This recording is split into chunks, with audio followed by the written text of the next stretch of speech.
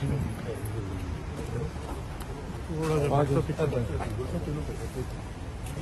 Minute थोड़ा सा रास्ता दो। कोई नहीं। आप सुनाएं, खैरियत है? आप सुनाएं। ठीक ठाक, अल्लाह का शुक्र है। सर आज लॉन्ग मार्च मुलतवी हो गया, कितना डिसअपॉइंटिंग है मुस्लिम लीग नून के लिए? वहाँ पे आपको सारी दास्तान तो पता होगी, दास्तान तो पता होगी वहाँ क्या बातें हुई हैं। 9 पार्टीज आउट ऑफ 10 एक व्यू था, तो पीपल्स पार्टी का जरा मुख्तलिफ व्यू था।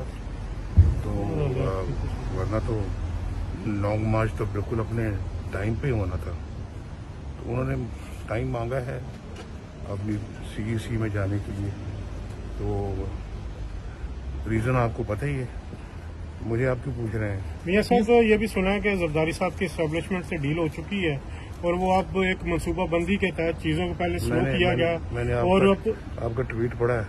तुम उसमें मैंने तो 30 दिसंबर को भी किया था कि उनकी डील फाइनल हो चुकी है और वो ये चीजें जानबूझ के एक प्लानिंग के तहत उनको स्लो किया गया। पहले आपसे वो GB इलेक्शन लड़ते रहे, फिर सेनेट इलेक्शन। तो क्या ये एक पर्पस था पीपल्स पार्टी या आसिफ जरदारी साहब का कि PDM को इस हद तक नीचे ले जाने की कोशिश की जाए और वो अपनी डील के चक्कर में उन्होंने जो हुई है ये सारा कुछ कर रहे हैं लॉन्ग मार्च से उन्होंने?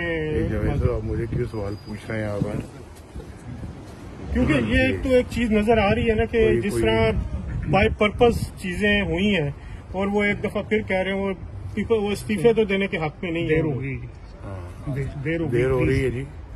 आप सब लोग एक और चीज ओके आपकी आज को आपको डायरेक्ट हिट किया गया जबकि जरदारी साहब खुद 1.5 साल दुबई में बैठे रहे ईंट से ईंट बजाने का बयान दे के, और जब आपकी पता कि बीमारी की वजह से आप हैं तो पर्पजली उन्होंने जो आज आपको किया, फिर सागदार साहब को किया ना कि सागदार साहब की तो सस्पेंशन हुई है सुप्रीम कोर्ट के हुक्म के मुताबिक।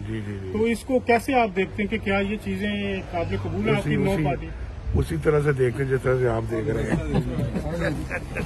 मियां साहब जरदारी साहब के लेकिन ये अब इस तरीके से पुरानी बातचीत हुई है कोई पुरानी रवश आइंदा से नहीं चलेगी। पुरानी रवश मतलब कि पीपल्स पार्टी के साथ मामला जो है